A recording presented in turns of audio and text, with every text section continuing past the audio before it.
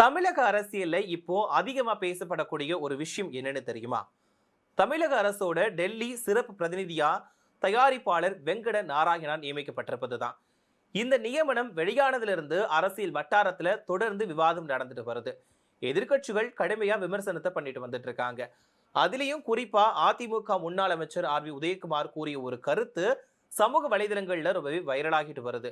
அப்படி அவர் என்ன சொன்னாரு, அதுக்கு அமைச்சர் நிர்மல்குமார் என்ன பதிலளிச்சாரு, இந்த சர்ச்சையோட பின்னணி என்ன, இது எல்லாத்தையும் பத்தி தான் நாம இந்த பதிவுல விரிவா பார்க்க போறோம்.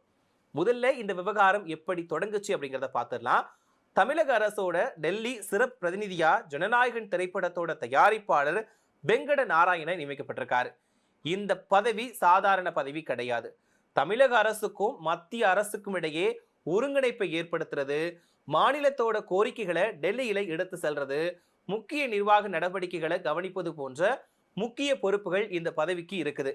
அதனாலதான் இந்த நியமனம் அரசியல் முக்கியத்துவம் வாய்ந்ததா பார்க்கப்படுது.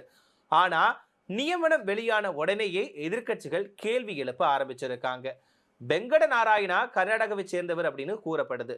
அது மட்டும் இல்லாம அவர் கர்நாடக துணை முதலமைச்சர் டி.கே. சிவகுமாருக்கு நெருக்கமானவர் அப்படின்னும் அரசியல் வட்டாரங்கள்ல பேசப்படுது.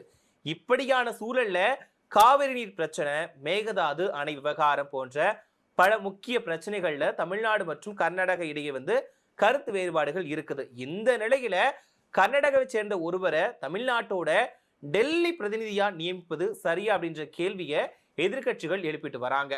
அவரோட நியமனத்தை உடனடியா திரும்ப பெறணும் அப்படின்னு வலியுறுத்திட்டு வராங்க. இதுக்கு இடையில இந்த விவகாரத்தை இன்னுமே கடுமையா விமர்சிச்சவர் யாருன்னா அதிமுக முன்னாள் அமைச்சர் உதயகுமார். இவர் செய்தியாளர்கிட்ட என்ன சொன்னார் அப்படின்னு கேட்டீங்கன்னா, தமிழகம் அப்படிங்கிறது யாருடைய குடும்ப சொத்துமே கிடையாது. மக்கள் தான் 5 ஆண்டுகளுக்கு ஆட்சி நடத்த வாய்ப்பு கொடுத்திருக்காங்க. ஆனா திரைப்படங்கள்ல முக்கிய கதாபாத்திரம் கொடுப்பது மாதிரி அரசு பதவிகளுமே வழங்கப்படுது அப்படின்னு கடுமையா விமர்சிச்சிருந்தாரு.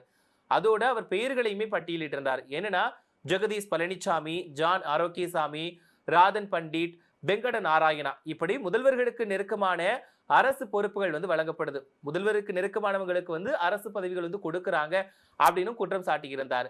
அதுக்கப்புறமா அவர் கூறின ஒரு வரிதான் மிகப்பெரிய விவாதமா மாறி இருந்துச்சு. என்னன்னா, நட்புக்கும் உறவுக்கும் இலக்கணமா இருக்கக்கூடிய நடிகை த்ரிஷாவுக்கும் விரைவில் துணை முதலமைச்சர் பதவி அறிவிக்கப்படலாம், ஜனநாயக நாட்டுல எதுவுமே நடக்கலாம் அப்படின்னு நையாண்டியா சொல்லி இருந்தாரு. இந்த கருத்து சமூக வலைதளங்கள்ல வேகமா பரவிச்சு. ஒரு தரப்பினர் இதை அரசியல் விமர்சனமா எடுத்துக்கிட்டாங்க. இன்னொரு தரப்பினர் தேவையில்லாம நடிகை த்ரிஷாவோட பெயரை அரசியலுக்குள்ள இழுக்கிறதுக்கு கண்டனம் தெரிவிச்சாங்க. இந்த நிலையில தான் அமைச்சர் நிர்மல்குமார் செய்தியாளர்களை சந்திச்சாரு. அப்போ பல்வேறு அரசியல் கேள்விகள் கேட்டிருக்காங்க. அதுலதான் நடிகை த்ரிஷாவுக்கு துணை முதலமைச்சர் பதவி கொடுக்கப்படுமா அப்படின்னு நேரடியா கேள்வி எழுப்பியிருக்காங்க. இந்த கேள்வியை கேட்டதுமே அமைச்சர் நிர்மல்குமார் சற்று சிரிச்சபடியே பதிலளிச்சாரு. அவர் என்ன சொல்லியிருந்தாருன்னா, அப்படியெல்லாம் கிடையாது அப்படின்னு முதல்ல தெளிவா மறுத்தாரு. அதுக்கப்புறமா எல்லா அரசுகள்லையுமே ஆலோசகர்கள் இருப்பாங்க. ஒவ்வொரு அரசுமே தங்களுக்கு நம்பிக்கையானவர்களை ஆலோசகர்களாகவும் பொறுப்புல இருப்பவர்களாகவும் நியமிப்பது வழக்கமான நடைமுறை தான் அப்படின்னு சொன்னாரு. அது மட்டுமே இல்லாம அவர் முக்கியமா கூறிய ஒரு வரிதான் இப்போ பேசு பொருளாகிருக்கு. என்னன்னா, யார் யாருக்கு எந்த பொறுப்பு பொருத்தமா இருக்குதோ அவங்கள தான் நியமிக்கிறாங்க, பொருத்தம் இல்லாதவங்க யாரையுமே நியமிக்கல அப்படின்னு நிர்மல்குமார் விளக்கம் அளிச்சிருந்தாரு.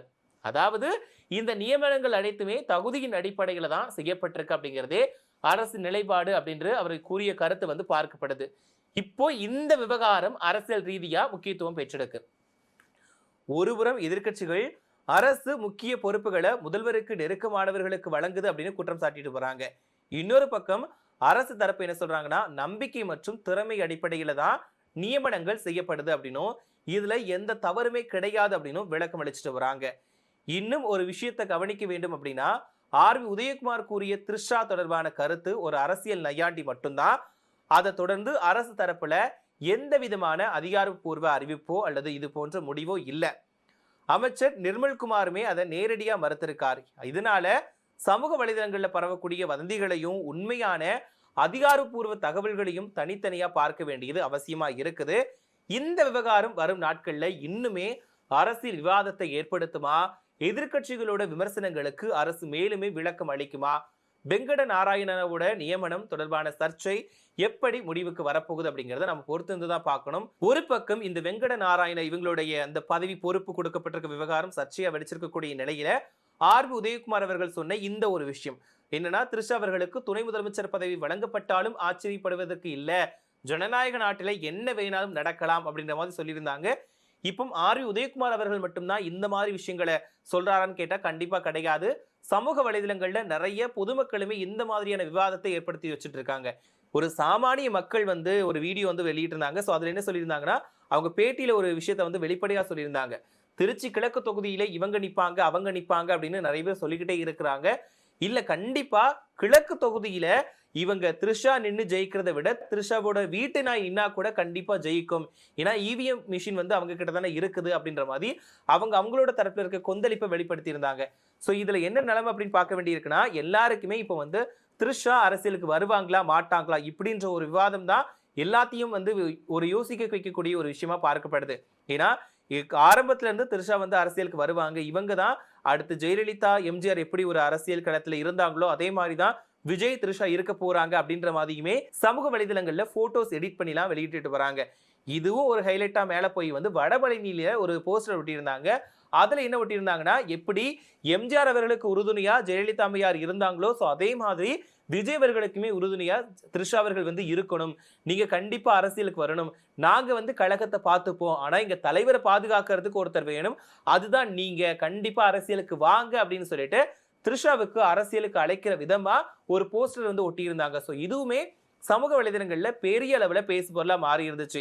இதுக்கு இடையில இந்த ஒரு விஷயம், த்ரிஷா தான்ப்பா அடுத்த துணை முதலமைச்சர் அப்படின்ற விவகாரம் பெரிய அளவுல பேசப்பட்டுச்சு. இதுக்கு ஒருபடி மேல இன்னொரு விஷயம் நடந்துச்சு. என்னன்னா, சிவகங்கை மாவட்டத்துல வந்து ஒரு மாமன்ற கூட்டத்துல நடந்த விஷயம் பெரிய அளவுல பூதாகரமா வெடிச்சது. அங்க சுயேட்சை வேட்பாளர் என்ன பண்ணாருன்னா, எங்களுக்கு த்ரிஷா போட்டோவை வச்சே ஆகணும்னு சொல்லிட்டு அவர் அடாவடியில ஈடுபட்டாரு. இல்லட்டா கலவரம் தான் நடக்கும், இங்க சிஎம் ஆனதுக்கு விஜய் வந்து சிஎம் ஆனதுக்கு முக்கிய காரணமே த்ரிஷா தான், அவங்களாலதான் இன்னைக்கு வந்து ஆட்சி மாற்றமே நடந்திருக்கு, வருங்காலத்துல த்ரிஷா வந்து முதலமைச்சர் ஆகிறதுக்கு கூட வாய்ப்பு இருக்கு அப்படின்னு அந்த சுயேட்சை வேட்பாளர் வந்து சொல்லியிருந்தாரு, சுயேட்சை உறுப்பினர் வந்து சொல்லியிருந்தாரு. சோ இது வந்து பெரிய அளவுல கொஞ்சம் பேசு பொருளா மாறி இருந்துச்சு. எதுக்காக இப்ப தேவையில்லாம த்ரிஷா பேரை எல்லாருமே இழுத்துக்கிட்டு இருக்காங்க, அதுவும் அரசியலுக்கும் அவங்களுக்கும் சம்பந்தமே இல்லைனா கூட எதுக்காக இவங்களோட பேர் வந்து அடிக்கடி அடிபடுது அப்படின்ற ஒரு விஷயம் வந்து எல்லாத்தையுமே யோசிக்க வைக்குது. என்னதான் நடக்க போகுது, அதாவது தமிழக அரசியல்ல நாள்தோறுமே ஒவ்வொரு விதமான புதுசான பிரச்சனைகள் வந்து தொடர்ந்து நடந்துகிட்டு தான் இருக்குது. சோ இதுல த்ரிஷாவோட பிரச்சனையுமே நாள்தோறுமே அதிகரிச்சுக்கிட்டு தான் இருக்குது. இந்த பிரச்சனைகள்லாம் எங்க நோக்கி போக போகுது, கடைசியில எப்படி மாற போகுது அப்படிங்கிறத நாம் பொறுத்து தான் பார்க்கணும். சோ இந்த விவகாரம் தொடர்பான உங்கள் கருத்துக்கள் என்ன அப்படிங்கறத மறக்காம கமெண்ட்ல சொல்லுங்க. சோ இது மட்டும் இல்லாம டெல்லி சிறப்பு பிரதிநிதி நியமனத்தை நீங்க எப்படி பாக்குறீங்க அப்படின்ற உங்களோட கருத்துக்களை மறக்காம கமெண்ட்ல சொல்லுங்க. அது மட்டும் இல்லாம த்ரிஷா அரசியலுக்கு வந்தா எப்படி இருக்கும், இந்த தமிழ்நாட்டோட நிலைமை மாறுமா இல்லட்டா அது வேற கோணத்தை நோக்கி போகுமா அப்படின்ற உங்களோட கருத்துக்களை மறக்காம கமெண்ட்ல சொல்லிடுங்க.